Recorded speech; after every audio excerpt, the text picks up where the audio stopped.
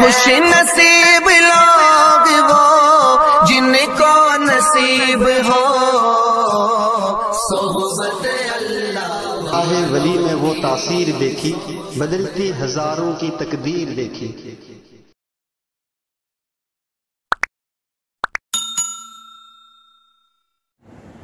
الحمدللہ الحمدللہ وکفی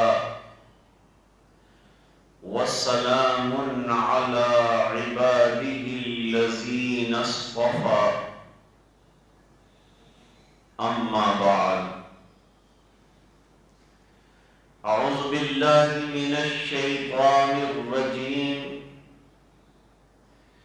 بسم اللہ الرحمن الرحیم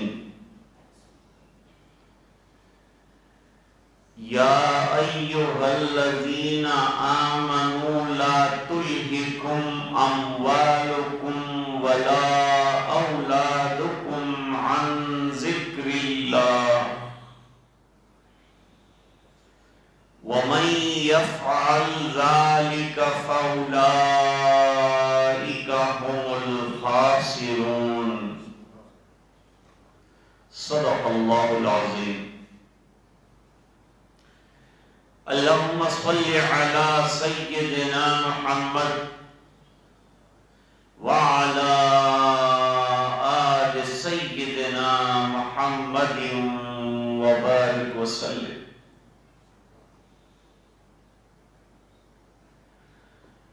محترمی و مکرمی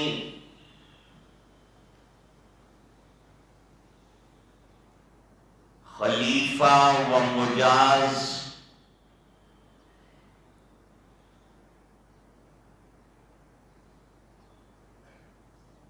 قطب برطانیہ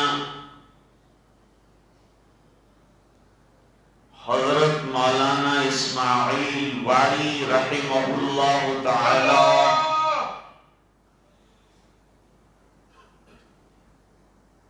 جناب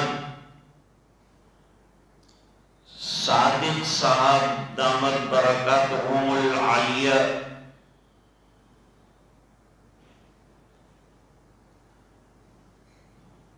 حافظ عبد الغفور صاحب زیدہ مجدہ،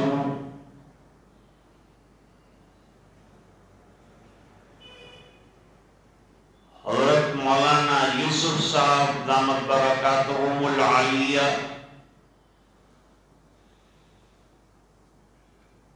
دیگر حضرات علماء کرام،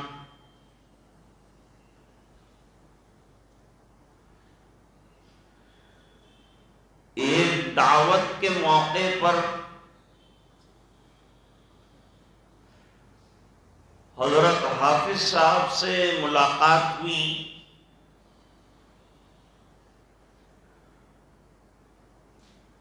اور شیخ المشائخ حضرت مولانا احمد اللہ صاحب رحمہ اللہ تعالی کی یادگار پال گاؤں کی اس تاریخی مسجد میں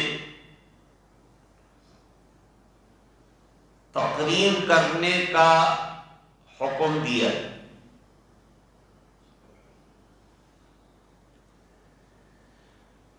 ایک آیت مبارکہ قرآن کریم کی آپ کی خدمت میں پیش کی ہے۔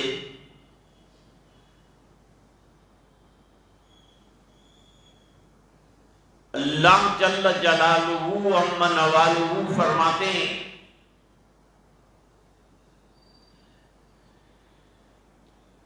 اے ایمان والو،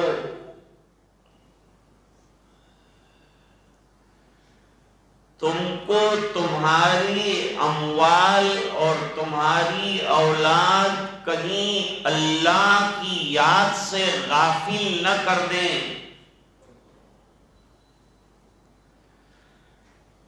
ذکر اللہ سے مراد دین ہے،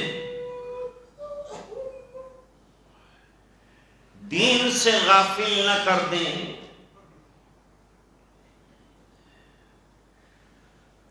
دوستو دین اصل ہے مسلمان کی زندگی میں، اور دین نہیں تو مسلمان کیا ہے؟ جیسے نماز نہیں تو مسلمان کیا ہے؟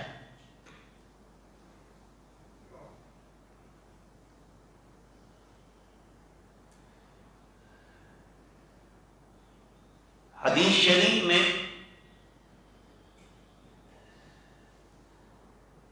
ایک واقعہ بیان فرمایا ہے۔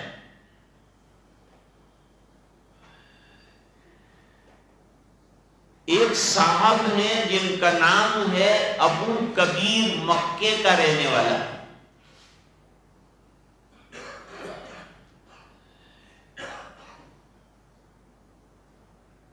پہلوان ٹائپ کا آدمی تھا۔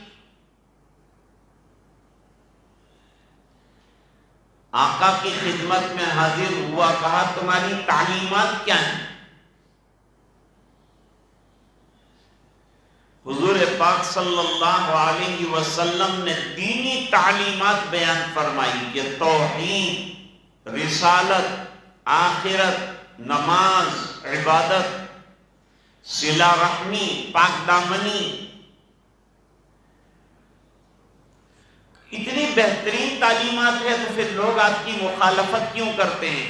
فرمایا یہ تو اللہ کی طرف سے ہے، میرا کام ہے دین پیش کرنا اور اللہ کے دین کی باتیں رکھنا، دعوت دینا، یہ میرا کام ہے، میں کر رہا ہوں۔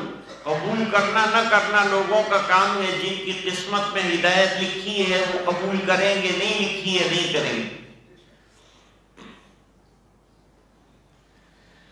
لیکن کسی موڑ پر مجھے دعوت کا کام بند کرنے کے لیے نہیں کیا ہے، کرتے جاؤ، یوں کہا۔ قرآن کریم میں ایک جگہ تو اللہ تعالیٰ نے سورہ بقرہ میں فرمایا کہ وہ لوگ نہیں مانیں گے، یہ طے ہے، تو پھر دعوت کیوں دی جائے؟ فرمایا وہ فریضہ ہے رسول ہے، اس لیے اس کو انجام دینا ہے۔ آج بھی امت کو دعوت کا کام کوئی مانے نہ مانے کرتے چلے جانا ہے، نا امید نہیں ہونا ہے، مایوس نہیں ہونا ہے۔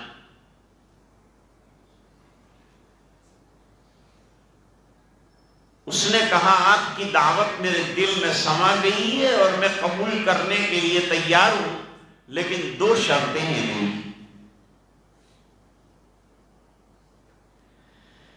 کام کیسے کیا جاتا ہے یہ بڑی اہمیت کی بات ہے۔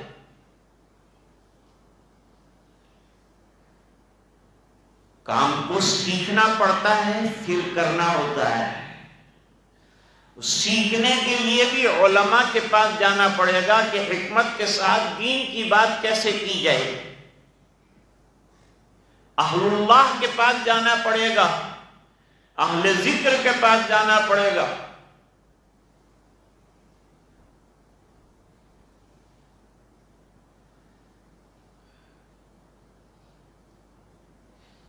اس شخص نے کہا کہ میں دین قبول کرنے کے لیے تیار ہوں، لیکن دو شرطیں ہیں میری۔ ایک شرط یہ ہے کہ میں اپنی آوارہ گردی نہیں چھوڑوں گا، میں آزاد مزاج آدمی ہوں، بدکاریاں بھی کرتا ہوں، حالانکہ قوم کا لیڈر تھا، لیکن سرکار کے سامنے کیا بات، تو میری آزادی کی جو لگام ہے اس کو کوئی کھینچے نہیں، میں آزاد رہوں گا، اپنے مرضی سے جو چاہوں گا کروں گا، بدکاریاں بھی کروں گا، عورتوں سے تعلق بھی رکھوں گا۔ بہت دل سنبھال کر سرکار نے اس بات کو سنا۔ فرمایا دوسری بات، دوسری بات یہ ہے کہ آپ نے بتایا کہ 24 گھنٹے میں 5 وقت نماز آتی ہے، مجھ سے یہ 5 وقت کی نماز ادا نہیں ہوگی۔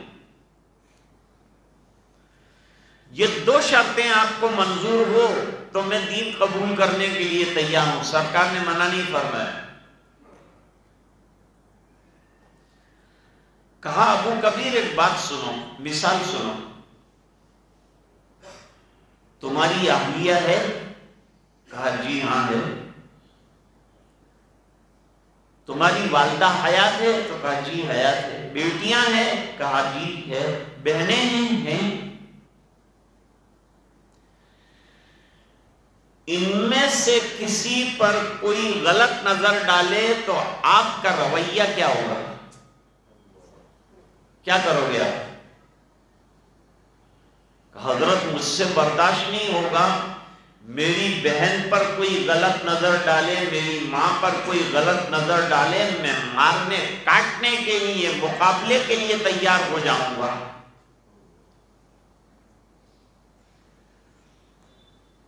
فرمایا جب تم غیروں کی بہو بیٹیوں پر نظر ڈالتے ہوں گے، ان کو پتا چلے گا تو کیا ان کے دلوں پر آرے نہیں چلیں گے؟ بہت سمجھدار آدمی تھا، لیڈر تھا، سیاسی انسان تھا۔ کہ بس سرکار سمجھ میں آ گیا، کلمہ پڑھوا دیجیے۔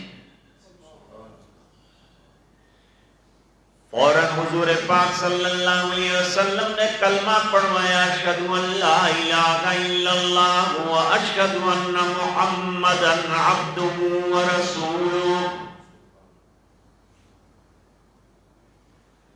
ہمارے حضرت جب بیعت فرماتے تھے تو بیعت میں پہلے یہ کہلواتے تھے، اشہد ان لا الہ الا اللہ و اشہد ان محمدا عبدہ و رسولہ، پھر ایمان مفصل پڑھواتے تھے۔ ان تمام چیزوں کی تصدیق کی تجدید ہو جائے اور یہ چیزیں پختہ ہو جائیں۔ بیعت میں یہی کرنا ہوتا ہے کہ بندوں کو دین پر مضبوط کرنا، اس کے بعد جب اس نے دین قبول کر لیا تو حضور پاک صلی اللہ علیہ وسلم نے فرمایا، اب دوسری بات سنو ابو کبیر۔ پہلی بات تو ابو کبیر نے یہ کہی کہ میں ہر گناہ سے توبہ کرتا ہوں، کبھی کسی غیر محرم پر نظر بھی نہیں ڈالوں گا۔ یہ اسلام میں بڑی اہم چیز ہے، نگاہوں کی حفاظت۔ اللہ تعالیٰ قرآن میں فرماتے ہیں، قُلْ لِلْمُؤْمِنِينَ يَغُضُّوا مِنْ أَبْصَارِهِمْ وَيَحْفَظُوا فُرُوجَهُمْ۔ اے نبی ایمان والوں سے کہیے، مردوں سے، کہ اپنی نگاہوں کو جھکا کر رکھیں، اپنی شرمگاہوں کی حفاظت کریں۔ اور ایک جگہ اللہ تعالیٰ فرماتے ہیں، جو نگاہیں غلط جگہ پر ڈالتا ہے اس کو خائن قرار دیا، خائن۔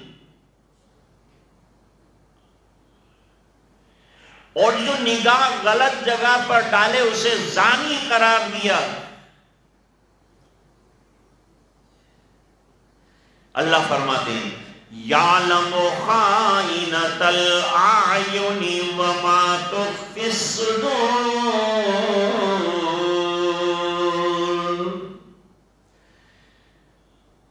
اللہ تعالیٰ دل کی چوریاں بھی جانتے ہیں اور آنکھوں کی چوریاں بھی جانتے ہیں۔ اب جو آنکھوں کی حفاظت کرے گا اس کو اللہ کیا دے گا؟ غیر محرم سے بچائے گا اپنی نگاہوں کو، اس کو اللہ کیا دیں گے؟ فَلَا تَعْلَمُ نَفْسٌ مَّا أُخْفِيَ لَهُم مِّن قُرَّةِ أَعْيُنٍ جزاء بما كانوا يعملون۔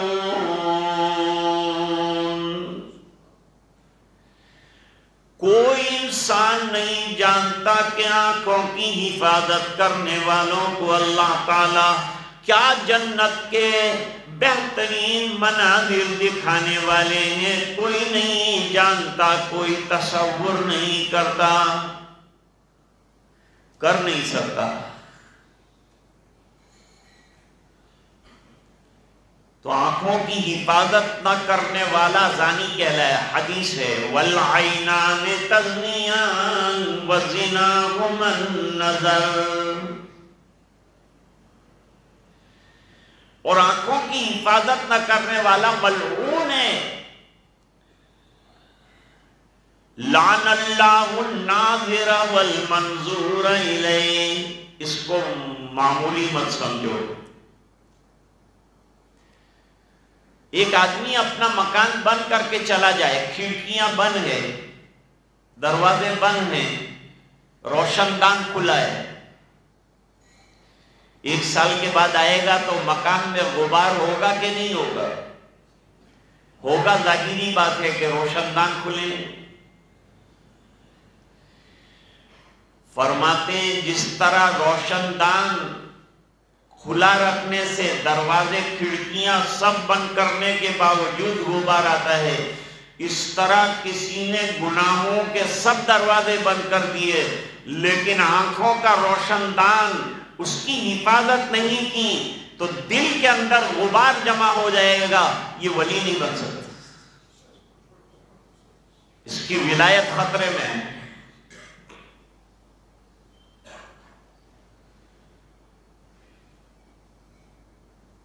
تو ایک کام تو بہت آسانی سے حضور پاک صلی اللہ علیہ وسلم نے سمجھانے کا کر لیا، دعوت اس طرح سے دی جاتی ہے، حکمت کے ساتھ دی جاتی ہے۔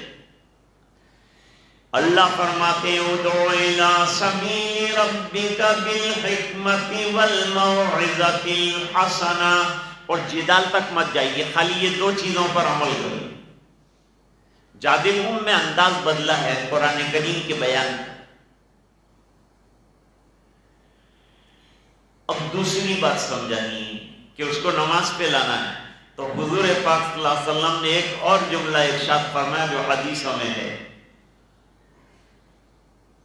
لا خیر فی دین لا صلاۃ فیہ، وہ دین کیا دین ہے جس کے اندر سے نمازیں نکال لی جائیں۔ نماز سے تو دین بنتا ہے، اس لیے 24 گھنٹوں میں 5 نمازیں دی۔ آیت کریمہ میں نے جو آپ کی خدمت میں پیش کی ہے اس کے ماتحت ایک واقعہ ذکر کرنا ہے۔ حدیث شریف میں ہے اور قرآن کریم کی ایک آیت میں اس کی طرف اشارہ کیا ہے، 10واں پارہ ہے۔ ثعلبہ ابن حاتب ایک منافق تھا، لیکن رہتا تھا رات دن سرکار کے ساتھ، نمازیں بھی ادا کرتا تھا، پڑھتا تھا، مسجد نبوی میں بھی آتا تھا، لیکن اس کا اصرار یہ تھا کہ سرکار میرے مال میں اضافہ ہو جائے اس کی دعا کر دیں۔ آپ صلی اللہ علیہ وسلم نے فرمایا بقدر کفاف مال تیرے پاس موجود ہے، زیادہ جمع کر کے کیا کرے گا، پریشان ہو جائے گا، مت مانگ زیادہ، مان جو ہے اسی کو سنبھال اور اس میں اللہ کے حقوق، بندوں کے حقوق ادا کر۔ لیکن وہ ضد پر رہا، ضد کرتا رہا۔ اخیر میں حضور پاک صلی اللہ علیہ وسلم تو بڑے رقیق القلب ہیں اور بہت محبت بندوں کے ساتھ فرمانے والے ہیں، بالمؤمنین رؤوف الرحیم، دعا کر دی۔ جیسے ہی دعا کی اب برکتیں شروع ہوئی۔ اب پہلے مدینے کے اندر چھوٹے سے باڑے میں بکریاں رکھتا تھا، اس زمانے میں بکریاں مال شمار ہوتی، آج بھی راجستھان چلے جاؤ وہاں بکریاں، اونٹ جن کے پاس جتنے زیادہ اتنا بڑا مالدار۔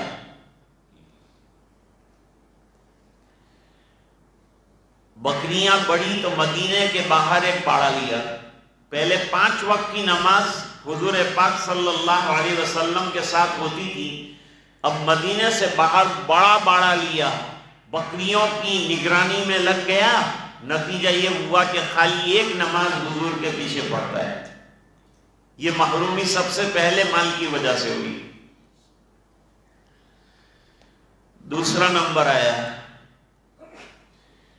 باڑہ اور بڑھ گیا اور بکریاں زیادہ ہو گئی. حضور کی دعا کی برکت سے سنبھلتی نہیں ہیں, تو بڑا باڑہ لے لیا. اب یہ ہے کہ 5 وقت میں سے ایک وقت کی نماز بھی نہیں, کیونکہ دور ہو گئے مدینے سے. سرکار سے دور ہونا اچھا نہیں, سنتوں سے دور ہونا اچھا نہیں, محرومی ہے. اب 5 وقت میں سے ایک وقت بھی نماز نہیں, خالی جمعہ کو آتا ہے. پھر یہ عالم ہوا کہ مال کی کثرت میں ایسا ڈوبا کہ جمعہ کی نماز بھی حضور کے پیچھے نہیں پڑ پاتا, اتنا محروم ہو گیا. اب آپ صلی اللہ علیہ وسلم نے ایک اسکیم بنائی تھی بیت المال. بیت المال مرتب تو ہوا ہے فتح مکہ کے بعد, لیکن وہ پہلے سے چل رہا تھا. غربا کی مدد کرنے کا سلسلہ, اس کا ایک فنڈ بنایا تھا سرکار نے. سال کے اخیر میں ہر ایک مالدار کے پاس صدقات کا عامل جاتا تھا اور ان کا مال چیک کرتا تھا, اور چیک کرنے کے بعد یعنی بکریاں جو ہے اس کی بھی زکوٰۃ لی جاتی ہے. 40 بکریوں پر 1 بکری کی زکوٰۃ آتی ہے. تو وہ چیک کرنے کے لیے وہ عامل کو بھیجا اور مختلف جگہوں پر گیا, اور پھر ثعلبہ ابن حاتب کے پاس آیا. اب دیکھیے مال آتا ہے تو زبان بھی بدل جاتی, انداز بھی بدل جاتا ہے. پہلے دعائیں کروا رہے تھے, اب بات بدلی. بھئی کیوں آئے ہو؟ کہا زکوٰۃ, تمہاری بکریاں بہت ہیں, زکوٰۃ دینا ہے. یاد رکھو زکوٰۃ جو ہے اسلام کے فرائض میں سے ایک فریضہ ہے. جو صاحب نصاب ہو اس کو زکوٰۃ دینا ہے, اور زکوٰۃ مالی عبادت ہے. اس پر اللہ تعالیٰ اجر اور ثواب بھی عطا فرماتے ہیں. اور زکوٰۃ دل کی خوشیوں سے دینا ہے اور تحقیق کر کے دینا ہے.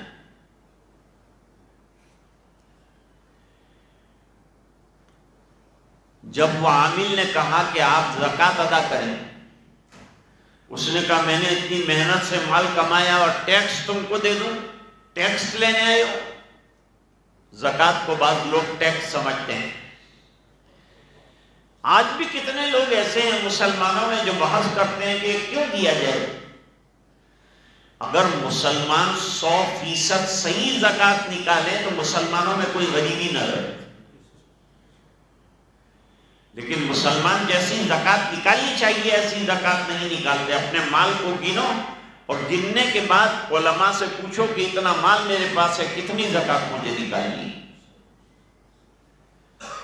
جیسے نماز فرض ہے زکوٰۃ بھی فرض ہے.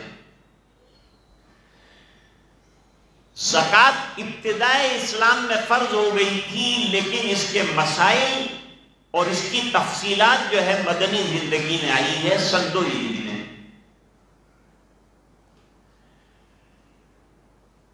تو آپ نہیں دینا چاہتے, کہا نہیں وہ ٹیکس ہے نا, یہ تو میں نے محنت کر کے کمایا, تم کو بکریاں نکال کے دے دوں. نہیں ہوگا. اچھی بات ہے, نہیں ہوگا تو کوئی مسئلہ نہیں, زبردستی تو لے نہیں سکتا میں تو اسے. گئے حضور پاک صلی اللہ علیہ وسلم کے یہاں, تمام مال کا حساب دے دیا. حضور پاک صلی اللہ علیہ وسلم نے کہا سب سے بڑا مالدار تو ثعلبہ ابن حاتب ہے, اس کی زکوٰۃ کہاں ہے؟ حضور تحقیق کرتے تھے کس کی کتنی زکوٰۃ آئی, اور اس کا فنڈ باقاعدہ بنایا ہے. پھر وہ غربا کے اندر, ضرورت مندوں کے اندر تقسیم ہوتا ہے. تو اس نے کہا سرکار اس نے تو زکوٰۃ دینے سے انکار کر دیا. حضور پاک صلی اللہ علیہ وسلم نے اس موقع پر فرمایا ویحک یا ثعلبہ، ویحک یا ثعلبہ، ہائے ثعلبہ، میں پہلے ہی کہتا تھا کہ تیرا مال تیرے لیے مضر اور ہلاکت خیز نہ بن جائے، ہمارے اموال ہمارے لیے ہلاکت خیز نہ بنے، اس کا خیال ہمیں رکھنا چاہیے۔ اور کب ہلاکت خیز نہیں بنیں گے؟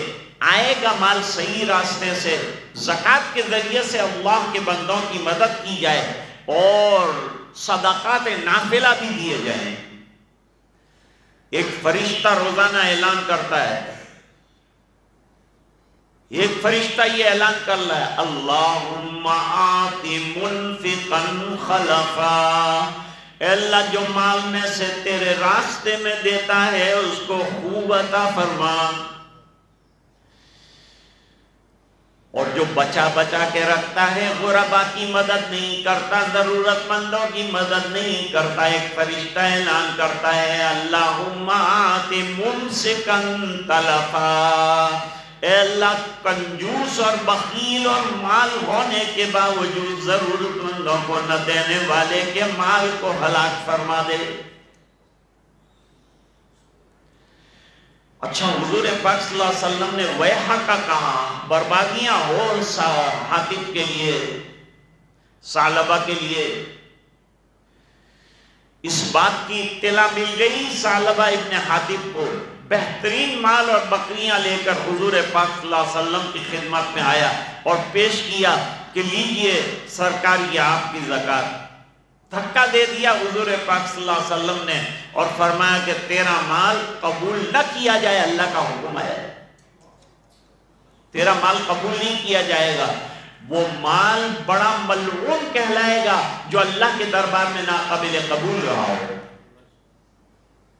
منع فرما دیا سرکار نے کہ تیری زکوٰۃ قبول نہیں کی جائے گی، اللہ کے یہاں سے منع کر دیا ہے۔ منافق تبوک کے موقع پر مال لے کے آئے، لن یتقبل منکم، حضور نے فرمایا تمہارا مال قبول نہ کیا جائے، اللہ کی طرف سے آرڈر آیا ہے۔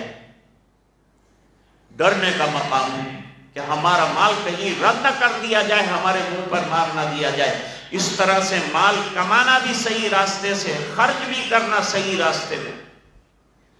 زکوٰۃ ایک ایک پائی کی نکالنا، زیادہ نکالو کم مت نکالو، اور مت گھبراؤ کہ زکوٰۃ دینے سے مال ختم ہو جائے گا، زکوٰۃ دینے سے مال ختم نہیں ہوتا، خرچ کرنے سے اللہ تعالیٰ مال میں اضافہ فرماتے ہیں۔ چلا گیا روتا ہوا، ارے میں توبہ کر کے آیا ہوں۔ سوال ہوتا ہے کہ توبہ کرنے کے باوجود حضور پاک صلی اللہ علیہ وسلم نے زکوٰۃ کا مال قبول کیوں نہیں کیا؟ کہا پتہ چل گیا تھا نبی کریم صلی اللہ علیہ وسلم کو اس کا دل کا نفاق ختم نہیں ہوا ہے، یہ زبانی جمع خرچ کر رہا ہے، دل کا منافق ہے، اس بنا پر اس کا مال قبول نہیں کیا گیا۔ اس کے بعد صدیق اکبر رضی اللہ تعالیٰ عنہ کا زمانہ آیا، پھر ثعلبہ اپنا مال لے کر حاضر ہوا۔ حضرت صدیق اکبر رضی اللہ تعالیٰ عنہ نے فرمایا جب آقا نے تیرا مال ریجیکٹ کر دیا تو میں کیسے قبول کر سکتا ہوں؟ پھر حضرت عمر رضی اللہ تعالیٰ عنہ کا زمانہ آیا، مال لے کر پھر حاضر ہوا، فرمایا میرے دو شیخ نے تو قبول نہیں کیا، میں کہاں سے کر سکتا ہوں؟ آقا نے منظور نہیں کیا، ابو بکر نے منظور نہیں کیا، تو عمر کہاں سے منظور کر سکتا ہے؟ حضرت عثمان غنی رضی اللہ تعالیٰ عنہ کے زمانے میں بہت بڑا مال لے کر آیا، حضرت عثمان نے کہا پہلے 3 حضرات نے منظور نہیں کیا، اس بنا پر میں بھی منظور نہیں کر سکتا۔ یہ مال مردود ہے جو اللہ کے دربار میں قبول نہیں کیا جاتا، ریفیوز کر دیا جاتا ہے۔ تو مال تو مانگو، لیکن ایسا مانگو کہ برکتوں والا ہو، اللہ کے حق ادا کریں گے۔ پہلے کہا تھا کروں گا، بعد میں نہیں کیا، جب آتا ہے تو نوعیت بدل جاتی ہے، انسان کا نیت بدل جاتی ہے۔ نیت نہ بدلے، خوب دو، اللہ کے راستے میں خرچ کرو اور غربا کی مدد کرو اور ضرورت مندوں کی مدد کرو۔ اس لیے اللہ تعالیٰ قرآن کریم میں فرما رہے ہیں یا ایھا الذین آمنوا، ماننے والے تو ایمان والے ہیں، اس لیے خطاب ایمان والوں کو کیا ہے۔ لا تلہکم اموالکم ولا اولادکم عن ذکر اللہ، ذکر اللہ سے اور دین سے غافل کرنے والی دو بڑی چیزوں کا تذکرہ فرمایا۔ کبھی اولاد بیوی بچوں کے لیے آدمی اللہ کی یاد سے غافل ہوتا ہے، اور کبھی مال کمانے کی اور کثرت مال کی فکر کی وجہ سے آدمی اللہ کے دین سے اور اللہ کے ذکر سے، نمازوں سے اور قرآن سے اور تسبیحات سے اور وظائف سے محروم ہو جاتا ہے۔ اس بنا پر قرآن کریم کی تعلیمات کا ایک حصہ آپ کی خدمت میں سیرت نبوی کے ایک گوشے میں سے نکال کر پیش کیا۔ اللہ تعالی ہمیں حلال مال کمانے کی توفیق عطا فرمائے، اور حلال رزق اللہ تعالی عطا فرمائے، اور محنت کا کمایا ہوا صحیح راستے میں لگانے کی اور خرچ کرنے کی توفیق عطا فرمائے۔ ہم نے صادق بھائی سے عرض کیا کہ آپ بیان فرمائیں، آپ بزرگ ہیں، بیان آپ کا ہونا چاہیے، لیکن کہا کہ تو میرا بچہ ہے، اس لیے میرا حکم یہ ہے کہ تو بیان کرے گا۔ تو حضرت کے حکم سے یہ جو ہے چند باتیں آپ کی خدمت میں پیش کی۔ اللہ تعالی حضرت کی عمر کو دراز فرمائے، اور جو سلسلہ جاری ہے خانقاہی نظام کا، اللہ تعالیٰ اس کو خوب آگے بڑھائے، بلند و بالا فرمائے، عمر دراز فرمائے۔ اللہ تعالیٰ ہم سب کو جو ہے دین پر چلنے کی توفیق عطا فرمائے، 100% نبی کریم صلی اللہ علیہ وسلم کی تعلیمات ہماری زندگیوں میں آئے۔ وآخر دعوانا ان الحمدللہ رب العالمین۔ صلی اللہ